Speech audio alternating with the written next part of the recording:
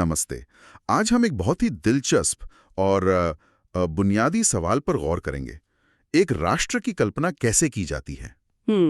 मतलब जब भारत एक देश के तौर पर मौजूद नहीं था, बल्कि अनगिनत रियासतों, प्रांतों और समुदायों का एक समूह था, तो लोगों के मन में ये हम सब भारतीय हैं वाली भावना, ये अपनेपन का एहसास आया कैसे? ये सवाल राष्ट्रवाद के बिल्कुल दिल में है। अक्सर हम आज़ादी की लड़ाई को सिर्फ पॉलिटिकल स्ट्रगल्स, आंदोलनों और नेताओं के नजरिए से देखते हैं। हाँ, बिल्कुल। लेकिन हमारे पास जो स्रोत हैं, वो एक अलग ही कहानी बताते हैं। ये कहानी सिर्फ लड़ाइयों की नहीं है, ये तस्वीरों की, गीतों की, लोक कथाओं की और हिस्ट्री को एक नए नजरिए से देखने की भी है। बिल्कुल। तो आज की हमारी पड़ताल इसी पर है कि कैसे कल्चर ने पॉलिटिक्स के साथ मिलकर एक सामूहिक पहचान, a sense of collective belonging को जन्म दिया। चलिए इसकी परतों को खोलते हैं। जरूर। सबसे पहले बात करते हैं उस चीज की जो सबसे आसानी से लोगों के जहन में घर कर जाती है, तस्वीरें और प्रतीक। सही कहा। किसी एब्स्ट्रैक्ट आइडिया को, जैसे देश को, एक शक्ल देना बहुत जरूरी होता है। और 20वीं सदी की शुरुआत में भारत की पहचान को एक तस्वीर से जोड़ने की कोशिश शुरू हुई। और ये तस्वीर थी भारत माता की। हाँ, इसकी शुरुआत बंकिम चंद्र चट्टोपाध्याय के लेखन से हुई, लेकिन इसे असल पहचान मिली अबिंद्रनाथ टैगोर की मशहूर पेंटिंग से। हाँ, और वो पेंटिंग बहुत कुछ कहती है। उसमें भारत माता को एक तपस्विनी के रूप में दिखाया गया है, शांत, गंभीर, आध्यात्मिक। बिल्कुल। और ये उस वक्त के वेस्टर्न देशों की तस्वीरों से बिल्कुल अलग था, जहां राष्ट्र को अक्सर एक शक्तिशाली मिलिट्री फॉर्म में दिखाया जाता था। तो ये एक सोचा समझा चुनाव था। हाँ, बिल्कुल। यहीं पर बात दिलचस्प हो जाती है। भारत माता का तपस्विनी रूप ताकत को शारीरिक बल से नहीं, बल्कि आध्यात्मिक शांति, संयम और त्याग से जोड़ता है। अच्छा। ये एक तरह का पॉलिटिकल स्टेटमेंट भी था कि हमारा राष्ट्रवाद पश्चिम के अग्रेसिव राष्ट्रवाद जैसा नहीं है। उसका आधार नैतिक और आध्यात्मिक है। और अगर हम स्रोत में दी गई तस्वीर को और गौर से देखें, तो भारत माता एक शेर और एक हाथी के बीच खड़ी हैं। हाँ। और ये दोनों जानवर पारंपरिक रूप से शक्ति और सत्ता के प्रतीक माने जाते हैं। तो एक ही तस्वीर में शांति भी है और शक्ति भी। बिल्कुल। ये भारत की एक बहुत ही कॉम्प्लेक्स और गहरी छवि पेश कर रही थी। ये सिर्फ एक पेंटिंग नहीं थी, ये एक विचार था जिसे लोगों तक पहुंचाया जा रहा था। इसी तरह का एक और दिलचस्प उदाहरण है बाल गंगाधर तिलक का एक प्रिंट, जो हमारे स्रोतों में मौजूद है। हाँ, मैंने देखा और मुझे उस तस्वीर में एक तरह का विरोधाभास सा दिखता है। कैसा विरोधाभास? एक तरफ तिलक हैं, जिनकी छवि एक मजबूत हिंदू पहचान से जुड़ी हुई थी, और दूसरी तरफ उनके चारों ओर मंदिर, मस्जिद और चर्च, यानी अलग अलग धर्मों के प्रतीक दिखाए गए हैं। तो ये क्या था? उस वक्त की एक पॉलिटिकल जरूरत थी, ये वाकई एक इंक्लूसिव सोच को दर्शाने की कोशिश कि आजादी की लड़ाई में सभी धर्मों के लोग शामिल हैं। मतलब ये एक साझा मकसद है। हाँ, ये नेशनल यूनिटी का एक विजुअल नारा था। लेकिन क्या जमीनी हकीकत भी यही थी, या ये सिर्फ एक आइडियल इमेज थी जिसे बनाने की कोशिश की जा रही थी? ज्यादातर एक आइडियल इमेज ही थी। हाँ। आंदोलन के भीतर गहरे मतभेद थे, लेकिन इस तरह के प्रिंट्स का मकसद ही यही था कि लोगों को एक साझा पहचान के धागे में पिरोया जाए, भले ही वो धागा कितना भी नाजुक क्यों ना हो। सही है। ये तस्वीरें लोगों को बता रही थीं कि अनेकता में एकता सिर्फ एक कहावत नहीं, बल्कि एक हकीकत बन सकती है। तो ये प्रतीक और तस्वीरें एक तरह की विजुअल भाषा बना रहे थे। लेकिन राष्ट्रवाद को सिर्फ देखा नहीं जाता, उसे महसूस भी किया जाता है, कहानियों में, गीतों में। हाँ। और यहीं पर लोक कथाओं यानी फोकलोर की भूमिका दिलचस्प हो जाती है। बिल्कुल। 19वीं सदी के आखिर में राष्ट्रवादियों ने महसूस किया कि भारत की असली आत्मा उसके गांवों में, उसकी लोक कथाओं और लोकगीतों में बसती है। अच्छा। उनका मानना था कि अंग्रेजी शासन और पश्चिमी शिक्षा ने हमारी संस्कृति की इस सच्ची तस्वीर को धुंधला कर दिया है, उसे करप्ट कर दिया है। तो उन्होंने इसे फिर से खोजने की कोशिश की? बिल्कुल। राष्ट्रवादी नेता और बुद्धिजीवी गांव-गांव घूमने लगे। वो भाटों और चारणों द्वारा सुनाई जाने वाली कहानियों और गीतों को इकट्ठा करने लगे। ये एक तरह से अपनी जड़ों की तरफ लौटना था। हाँ, उनका तर्क था कि ये लोक कथाएं ही हमारे असली विचार, हमारी असली पहचान को दर्शाती हैं। इसका कोई बड़ा उदाहरण हमारे स्रोतों में है? हाँ, मद्रास के नटेसा शास्त्री का काम बहुत महत्वपूर्ण है। उन्होंने तमिल लोक कथाओं का एक विशाल संग्रह प्रकाशित किया, the folklore of southern India. अच्छा। ये 4 वॉल्यूम्स में था। जरा उस मेहनत की कल्पना कीजिए। उस जमाने में बिना किसी मॉडर्न रिकॉर्डिंग इक्विपमेंट के गांव-गांव जाकर लोगों से उनकी मौखिक परंपराओं को सहेजना। ये तो एक मिशन जैसा था। बिल्कुल, ये सिर्फ एक एकेडमिक काम नहीं था, ये एक मिशन था। और शास्त्री का मानना था कि ये लोक कथाएं ही हमारा राष्ट्रीय साहित्य हैं। ये एक बहुत बड़ा दावा है। उनका क्या तर्क था इसके पीछे? उनका तर्क सीधा था। वो मानते थे कि साहित्य वो है जो लोगों के दिल की बात कहे, उनकी सच्ची भावनाओं को दिखाए। और उनके हिसाब से ये काम दरबारी साहित्य से ज्यादा लोक कथाएं करती थीं। मतलब ये हिस्ट्री को आम आदमी के नजरिए से देखने की कोशिश थी। बिल्कुल। और ये उस वक्त के लिए एक क्रांतिकारी विचार था। तो पहले तस्वीरों के जरिए एक पहचान घड़ी गई, फिर लोक कथाओं के जरिए उस पहचान को एक कल्चरल डेप्थ दी गई। इसके बाद अगला कदम क्या था? शायद एक ऐसा प्रतीक जो इन सभी विचारों को एक साथ बांध सके। हाँ, आपने बिल्कुल सही पकड़ा। यहीं पर झंडे का महत्व सामने आता है। जैसे जैसे राष्ट्रीय आंदोलन मजबूत होता गया, एक साझा झंडे की जरूरत महसूस हुई जो पूरे देश का प्रतिनिधित्व कर सके। हाँ, बंगाल में स्वदेशी आंदोलन के दौरान पहली बार एक तिरंगा झंडा सामने आया, लाल, हरा और पीला। और उसके प्रतीक भी उस वक्त की पॉलिटिक्स को दर्शाते हैं।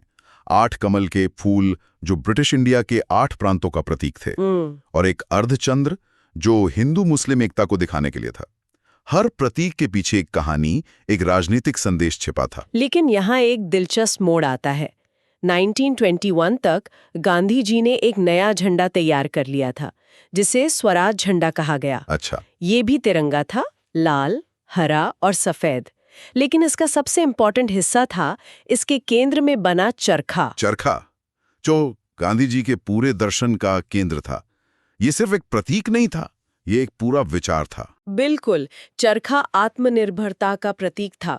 ये इस बात का संदेश था कि भारतीय अपना कपड़ा खुद बनाएंगे, अपनी अर्थव्यवस्था खुद चलाएंगे और ब्रिटिश सामान पर निर्भर नहीं रहेंगे। तो इस झंडे को हाथ में लेकर चलना ब्रिटिश शासन के खिलाफ एक खुली अवज्ञा, एक डिफाइंस का प्रतीक बन गया। ये लोगों को बता रहा था कि आजादी सिर्फ पॉलिटिकल नहीं बल्कि इकोनॉमिक भी होनी चाहिए। तो झंडे का एवोल्यूशन भी नेशनल मूवमेंट के विचारों के एवोल्यूशन को दिखाता है। पहले एकता पर जोर, फिर गांधी जी के आने के बाद आत्मनिर्भरता और आर्थिक स्वतंत्रता का विचार भी उससे जुड़ गया। सही बात है। ये दिखाता है कि राष्ट्रवाद कोई स्थिर विचार नहीं था, ये समय के साथ इवॉल्व हो रहा था, नए विचारों को अपने में समाहित कर रहा था। अगर आपको ये एक्सप्लेनेशन हेल्पफुल लग रही है तो वीडियो को लाइक कर दीजिए। और ऐसे ही सिंपल एक्सप्लेनेशंस के लिए हमारे चैनल पाठशाला एआई को सब्सक्राइब करें। बेल आइकॉन प्रेस करना मत भूलना ताकि नेक्स्ट वीडियो मिस ना हो। चलिए आगे बढ़ते हैं। इन सभी सांस्कृतिक कोशिशों के साथ साथ एक और मोर्चे पर लड़ाई चल रही थी, और वो था इतिहास का मोर्चा। राष्ट्रवाद की भावना जगाने के लिए अपने अतीत पर गर्व करना जरूरी था। लेकिन भारतीयों के सामने एक बड़ी चुनौती थी। और वो चुनौती थी अंग्रेजों द्वारा लिखा गया भारत का इतिहास। ब्रिटिश इतिहासकारों ने भारतीयों को एक पिछड़ी हुई, असभ्य कौम के तौर पर पेश किया था। उनका तर्क था कि भारतीय खुद पर शासन करने में अक्षम है और इसीलिए ब्रिटिश राज उनके अपने भले के लिए है। हाँ, और ये एक बहुत पावरफुल नैरेटिव था जो भारतीयों के सेल्फ रिस्पेक्ट पर चोट करता था। तो इसका जवाब कैसे दिया गया? भारतीय इतिहासकारों और बुद्धिजीवियों ने इसका जवाब भारत के गौरवशाली अतीत को फिर से खोजकर और उसके बारे में लिख कर दिया।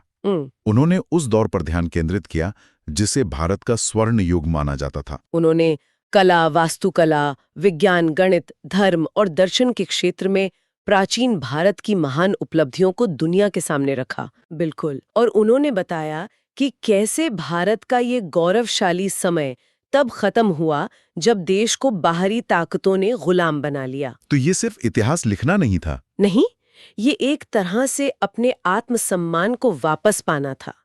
ये लोगों को ये बताने की कोशिश थी कि तुम उस महान सभ्यता के वंशज हो जिसने दुनिया को इतना कुछ दिया है।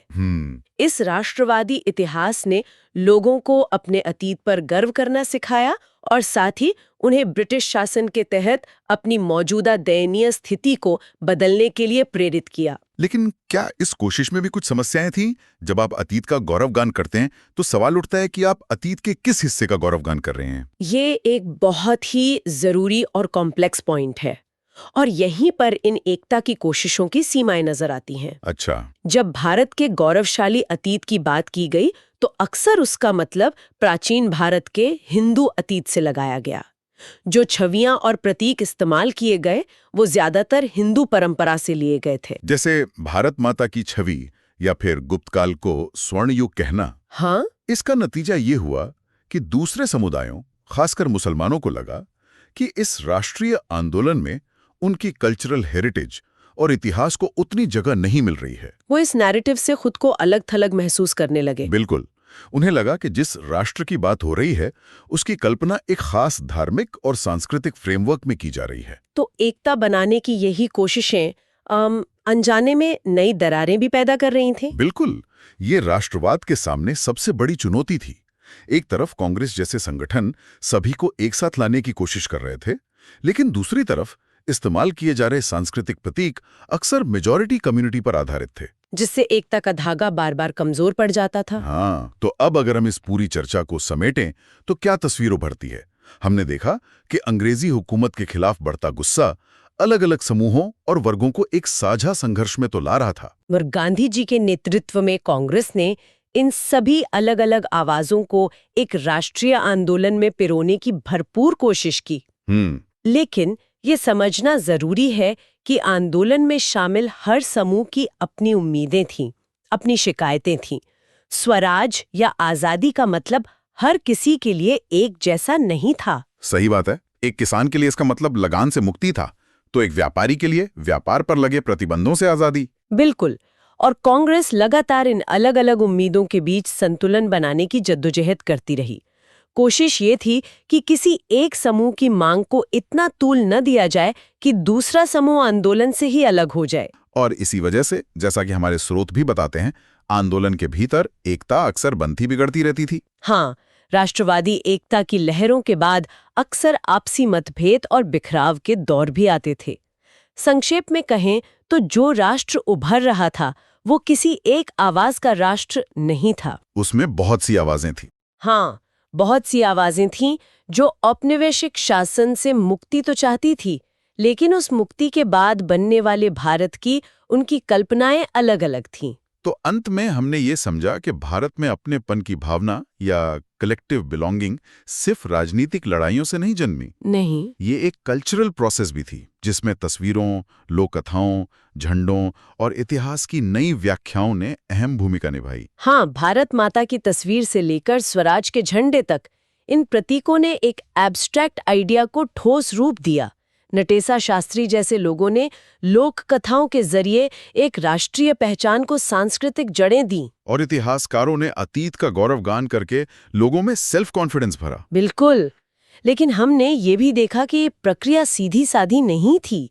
इसमें अपनी सीमाएं और विरोधाभास थे। खास तौर पर जब एकता के लिए बहुसंख्यक समुदाय के प्रतीकों का इस्तेमाल किया गया तो दूसरे समुदाय अलग थलग महसूस करने लगे। और इससे राष्ट्रीय एकता में गहरी दरारें भी पड़ी, जिनके निशान आज भी देखे जा सकते हैं। बिल्कुल। और शायद यही हमें इस पूरी चर्चा के अंत में एक जरूरी सवाल पर छोड़ जाता है। हमने देखा कि कैसे 20वीं सदी में प्रतीक और कहानियां एक राष्ट्र को एकजुट करने के लिए इस्तेमाल की गईं। पर आज के दौर में जब भारत इतनी विविधताओं से भरा है, क्या कोई भी एक प्रतीक या एक कहानी सच में हम सबको एक साथ जोड़ सकती है? या फिर एक यूनिफाइड कहानी बनाने की हर कोशिश अनिवार्य रूप से कुछ लोगों को हाशिए पर धकेल देती है? ये एक ऐसा सवाल है जिस पर सोचना जरूरी है।